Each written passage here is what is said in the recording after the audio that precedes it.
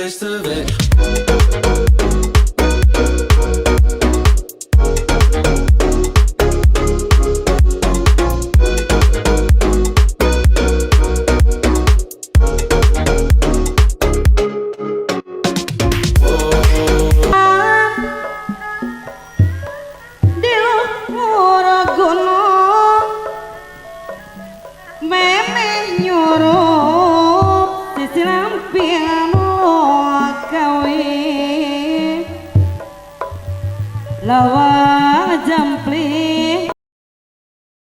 Assalamualaikum warahmatullahi wabarakatuh. Halo, apa kabar kalian semua? Saya harap kalian dalam kondisi yang sehat dan kondisi yang prima, dan juga semoga Tuhan selalu melindungi kita semua. Tetap menjaga prokes ya. Oke, perkenalkan, nama saya Rifki Maulana. Saya dari Prodi Perjalanan Wisata Fakultas Ilmu Sosial Universitas Negeri Jakarta. Di sini saya akan membahas salah satu kebudayaan Indonesia. Saya akan mengangkat kebudayaannya itu adalah sisingan. Nah, di antara kalian saya pengen tanya, apa kalian udah pernah ada yang tahu belum sisingan? Atau singa Depok? Singa Depok pernah dengar? Oh, enggak. Atau kalian pernah lihat yang ini? Atau yang ini? Oh, udah pada ngeliat juga, cuman nggak tahu namanya. Oke, kali ini kalian cuma tahu kalau itu cuman ya kesenian tradisional, bukan? Atau mungkin buat event-event tertentu doang. Nah, kali ini saya akan ngebahas secara lebih rinci lagi dan mendalam mengenai tentang sisingan. Nah, sisingan ini merupakan sebuah kesenian tradisional khas dari Subang, Jawa Barat. Dan sisingan sendiri kesenian yang berbentuk patung singa yang tengah duduk, yang lalu dibopong dan diangkat bersama-sama sama empat orang pembopong dan diduduki atau ditunggangi. Nah, singa, kenapa singa? Singa itu ada nilai historisnya sendiri. Kenapa dipilih singa? Yang jelas ini terjadi ketika masa lampau, kurang lebih di masa era kolonialisme masih terjadi. Dan ketika di masa era kolonialisme terjadi, sisingan ini lahir dari bentuk perlawanan masyarakat Subang. Nah, dari hal-hal tersebut yang dilakukan Belanda terhadap masyarakat Subang membuat masyarakat Subang itu kecewa, kesal, dan geram. Tapi masyarakat Subang gak punya kekuatan melakukan perlawanan. Kenapa gak bisa melakukan perlawanan? Karena ya masyarakat Subang, satu, alatnya kurang memadai. Karena memang pemerintah kolonialisme itu punya persenjataan yang lengkap dan juga modern pada masa itu. Sedangkan masyarakat Subang tidak punya perlengkapan semodern itu, dan akhirnya masyarakat Subang mulai berpikir gimana caranya mereka berkeluh kesah. Mereka setiap hari berkumpul terhadap kelompok masyarakat Subang itu sendiri, khususnya para pemuda berkumpul, dan juga para pekerja seni. Mereka berkumpul dan berkeluh kesah di sana, saling mengeluh kesah terhadap perlakuan pemerintahan kolonial terhadap masyarakat Subang itu sendiri, dan juga kekesalan mereka terhadap janji awal pemerintah kolonialisme terhadap masyarakat Subang itu. Nah, karena memang gak punya kekuatan, mereka berpikir, seperti yang tadi saya sampaikan, mereka berkumpul, berpikir, bertukar pikiran, gimana caranya kita tetap memperjuangkan semangat kita, kalau kita tetap bisa melawan walaupun tanpa ada kekerasan, dan sebagai bentuk semangat kita sebagai persatuan masyarakat Subang mungkin saat itu. Dan mereka mulai berpikir dan mulai membentuk patung yang di awal itu patung singa. Kenapa dipilih singa? Singa itu jadi dalam bendera kolonialisme, khususnya bendera Belanda dan Inggris itu, mereka itu ada singanya. Seperti lihat di belakang ini bendera Belanda dan bendera Inggris pada masa itu. Dia ada lambang singanya, yang Belanda singanya, dan juga yang Inggris ada singanya. Dan ya, jadi bentuk sindiran, karena zaman kolonialisme bentuk propaganda atau macam apapun semangat perjuangan masyarakat pribumi tidak diperbolehkan. Jadi mereka menyalurkan itu melalui kesenian. Nah, kesenian yang hasil dari pemikiran tadi dibentuk patung singa yang menyerupai duduk, yang sedang duduk. Dan dulu singa yang seperti dulu sekarang ini beda dengan zaman dulu ya. Zaman dulu mungkin dibuat masih dengan kayu biasa, di kayu yang kayu biasa yang diukir. Beda zaman sekarang ya, mereka kalau di zaman sekarang singa-singa itu memang ya jauh lebih modern dan jauh lebih variatif ya. Nah, dengan patung singa yang sederhana ini mereka menciptakan dua pada awalnya. Dua singa ini melambangkan Belanda dan Inggris, pemerintahan kolonial Inggris. Pada saat itu memang negara kita sedang masih dijajah oleh pemerintahan kolonial. Pasti banyak yang nanya kan, kenapa singa? Kenapa nggak yang lain? Bisa kuda atau jerapah atau gajah ataupun harimau, kenapa harus singa? Oke, seperti yang tadi saya jelaskan, bahwasanya singa itu punya nilai historisnya sendiri ya. Singa itu representatif dari penjajahan. Kenapa sih bilang penjajahan? Sekitar 1830-an, di mana era kolonialisme Belanda dan Inggris masih terjadi di beberapa Nusantara dan khususnya di daerah Subang ya, Jawa Barat. Pemerintah kolonialisme yang melakukan tindak pemerintah kolonialisme ini sering melakukan tindak monopoli, kerja rodi, tanam paksa, dan hal ini tuh membuat para masyarakat Subang tuh kecewa. Mereka merasa kecewa, kesal. Nah, pembuatan dua patung singa ini pun punya filosofi sendiri. Dua singa ini melambangkan pemerintahan kolonial Belanda dan pemerintahan kolonial Inggris. Dan singa yang duduk itu melambangkan singa yang jinak dan gak galak. Lalu ada orang yang membopong singa. Itu tuh melambangkan kondisi masyarakat Subang saat itu. Mereka tertindas dan pokoknya sangat merugikan masyarakat Subang itu sendiri. Dan yang terakhir itu ada penunggang itu biasanya ditunggangi anak-anak. Nah, anak-anak itu sebagai simbol pencerahan masa depan mereka, harapan masa depan bangsa dari masyarakat Subang itu sendiri, dengan harapan bahwasanya ke depannya di generasi yang akan mendatang, anak-anak ini bisa jadi penakluk dari pemerintahan kolonialisme ini. Jadi mereka sangat berharap walaupun mereka nggak punya kekuatan untuk melakukan sisingan. Biasanya kalau dipentaskan pada zaman dahulu ya, ketika awal dipentaskan minimal itu dua sisingan sebagai lambang yang tadi kolonial, pemerintahan kolonial Belanda dan Inggris, dan juga dengan 8 penunggang dan juga 1 juru kawit dan beberapa penari. Dan musik yang mengiringi sisingan ini berupa jaipongan ya, dan juga tarinya pun juga tari jaipongan. Pada zaman dulu sisingan dimainkan secara sukarela, khususnya dalam acara khitanan ya. Dulu sisingan ini dilakukan secara sukarela, siapa yang dengan tanpa bayaran ya, tapi berbeda dengan zaman sekarang. Khususnya di zaman modern ini, sisingan itu ya kalau kalian atau diantara kalian yang mau mengadakan atau atraksi sisingan, kalian bisa tinggal memanggilnya. Dan tidak untuk acara khitanan aja, acara nikahan ataupun acara lainnya, itu tetap diperbolehkan kapanpun ataupun apa yang kalian mau juga bisa. Karena memang sudah zaman modern, ketika ini sudah terjadi komersialisasi terhadap sisingan itu ya.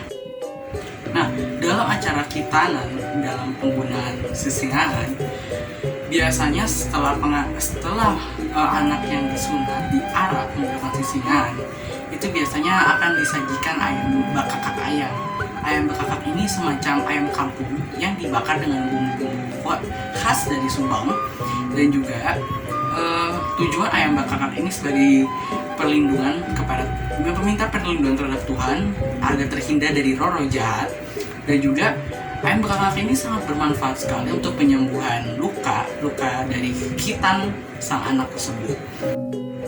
Dan juga pada masa modern ini, biasanya sisingan itu memiliki grup sendiri, nggak seperti dulu ya secara sukarela. Sekarang ada paguyubannya dan juga punya pergrup sendiri yang bisa kalian panggil. Dan juga Sisingan sekarang itu setelah terjadi perubahan bentuk juga, karena pada awalnya Sisingan hanya bentuk patung singa biasa, sekarang telah berubah lebih variatif. Variatifnya seperti apa? Seperti singa yang memiliki rambut yang lebih, pembuatan rambut singa yang terbuat dari plastik, rambut-rambutan atau plastik, bulu-bulu. Lalu juga bahan yang jauh lebih soft touch dan lebih nyaman ditunggangi. Dan juga sekarang penunggangnya sekarang itu rata-rata ketika pentas atau melakukan apapun itu, melakukan pentas khususnya, mereka akan menggunakan seragam yang pastinya akan terlihat lebih menarik dan variatif, dan jauh dari kesan kuno, dan terlihat lebih modern dan jauh lebih enak dilihat. Dan Sisingan sendiri telah masuk dalam atraksi atau daya tarik pariwisata Kota Subang. Dan jika kalian berkesempatan atau kapanpun itu, atau ada tamu-tamu khusus, biasanya pemerintah Subang itu akan memberikan sambutan berupa Sisingan ini, atraksi Sisingan, dan juga ataupun kalian atau tamu akan diarak menggunakan Sisingan ini sebagai ucapan selamat datang.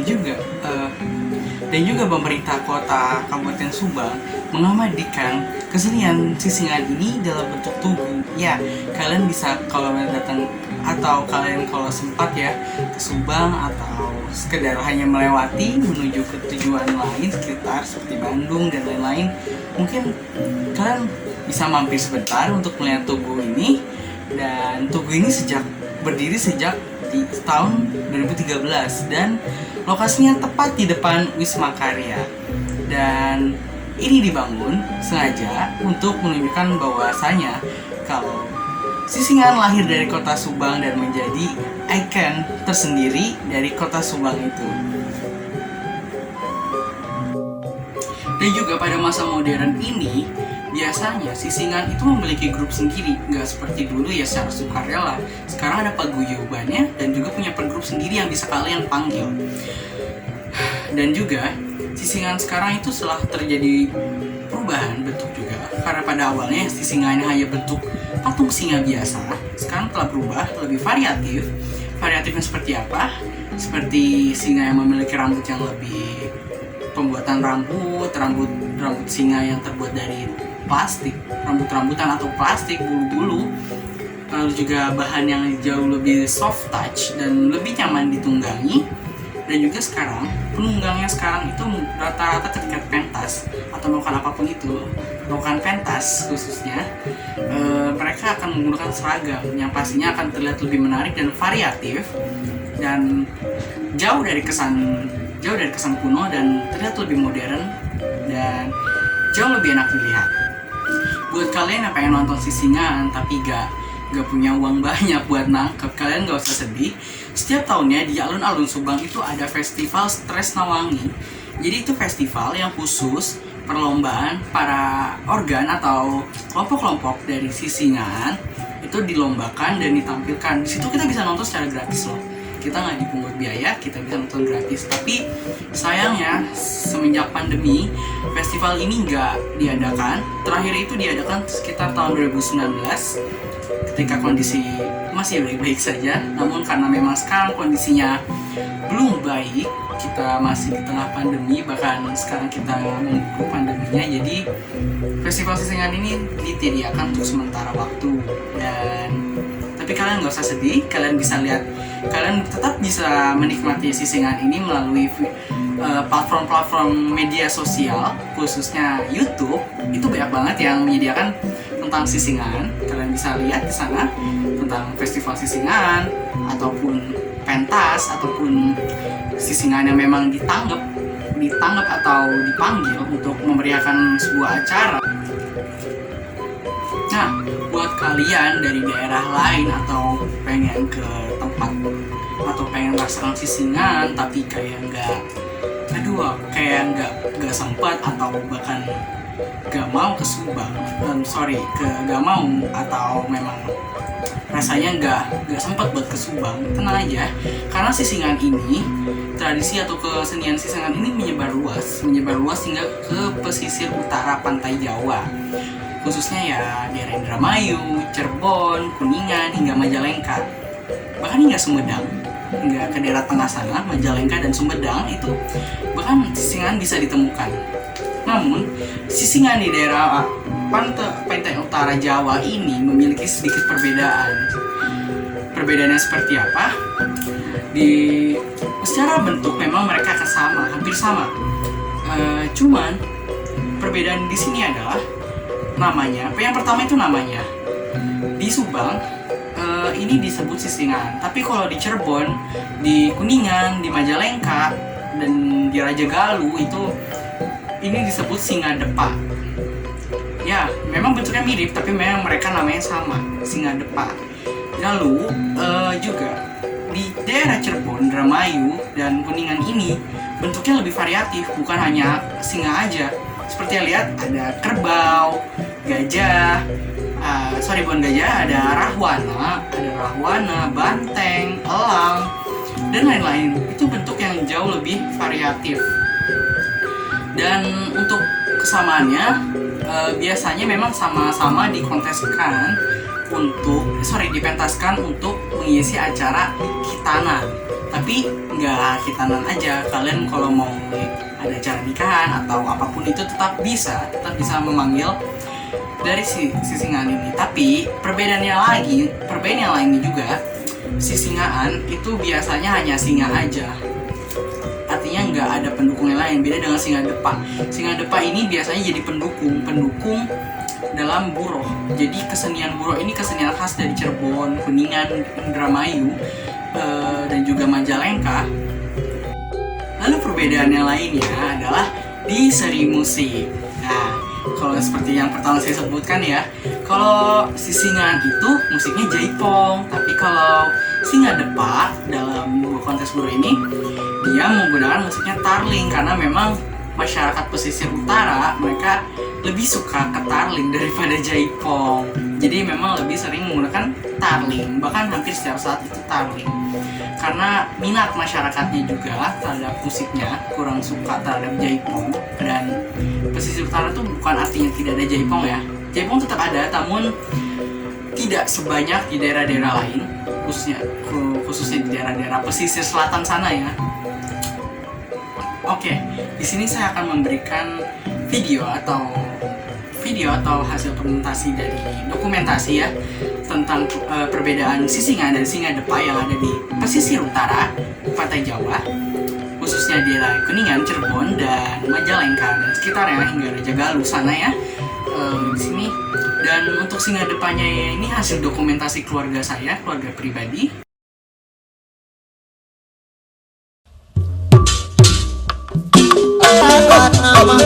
Jadi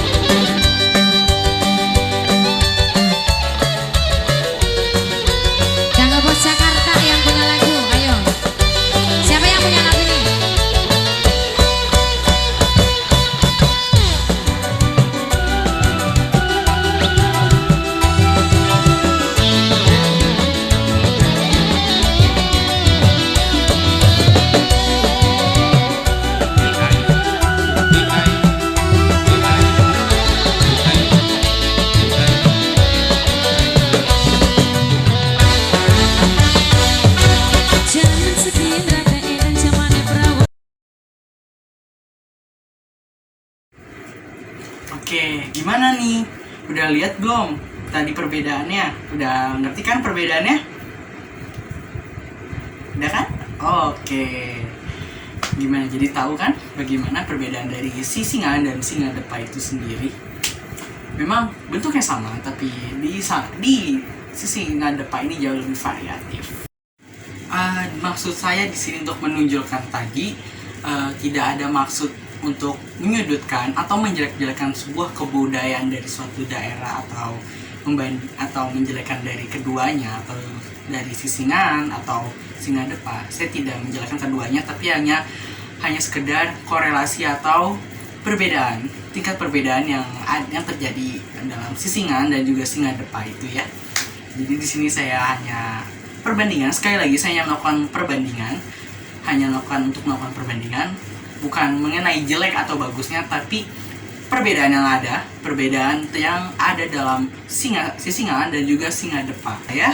Saya Rifki Maulana pamit undur diri. Wabillahi taufiq wal hidayah. Wassalamualaikum warahmatullahi wabarakatuh.